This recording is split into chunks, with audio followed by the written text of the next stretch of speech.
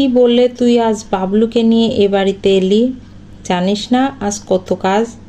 গোপালের পুজো, ভোগের আয়োজন, ঘরদোর মোছামুছি, গোছানো গাছানো, চারপাশে হাজার জিনিসপত্র ছড়িয়ে আছে। তোর বাচ্চা ছোট, যদি কিছুতে হাত দিয়ে বসে তখন সব কিছু ছোঁয়াছুঁই হয়ে যাবে না? জানিস কত নিয়ম নিষ্ঠা মেনে আমি গোপাল পূজা করি। আনতাম না গো জেঠিমা, মিনমিন করে বলল গোলাপি।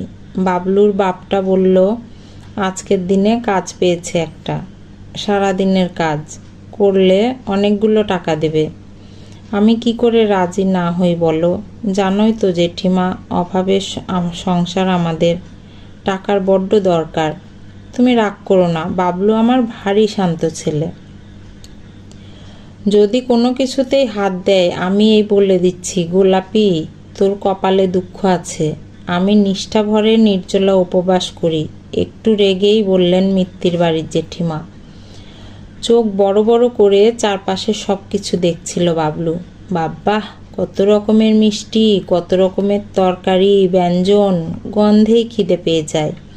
কি সুন্দর ফুলের সাজে সাজানো পুজোর ঘর।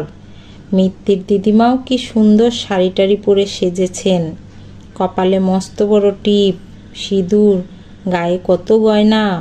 প্যান্ডেলের দুর্গামার বয়স হলে বুঝি এমন সুন্দরী দেখাতো। কি চকচকে মেঝে এদের, যেন আলো পিছলে যায়। সিলিংয়ের দিকে তাকিয়ে আর এক দফা চমকে যায় বাবলু। ও মা, কত বড় একটা আলোর ঝাড় ঝুলছে। এত বড় আলোর ঝাড় তো কেবল পূজা মণ্ডপে থাকে, বাড়িতে এরা আনলো কোথা থেকে?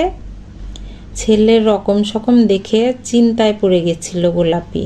আর যদি কোনো ঝামেলা হয় মিত্তির জেঠিমা মোটেও ছেড়ে কথা বলবে না। লুচিগুলো এক এক করে ভাজতে শুরু করেছে গোলাপি। জেঠিমা বলে দিয়েছেন গোপালের ভোগের সব লুচি ফুলতে হবে। কখন যে পাশ থেকে বাবলু উঠে পালিয়েছে এক মনে কাজ করতে করতে টেরও পায়নি সে। হঠাৎ মিত্তির জেঠিমার চিল চিৎকারে তার টনক নড়ল। তাড়াতাড়ি গ্যাস বন্ধ করে ছুটে গিয়ে দেখল জেঠিমা বাবলুর কান ধরে দাঁড়িয়ে আছেন। বাবলুর ছোট্ট দু হাতে দুটো তালের বড়া। গোলাপিকে দেখেই চেঁচিয়ে উঠলেন, জেঠিমা, ঠিক এই জন্যই আমি আজ বাবলুকে আনতে মানা করেছিলাম। দেখ, ঈশ্বরের প্রসাদ ছুঁয়ে কি অনর্থটাই না করলো। কি বজ্জাত ছেলে, বারবার বারণ করলাম, সেই লোভে পড়ে প্রসাদ চুরি করতে এসেছে। আমার গোপালই এখনো খেলো না।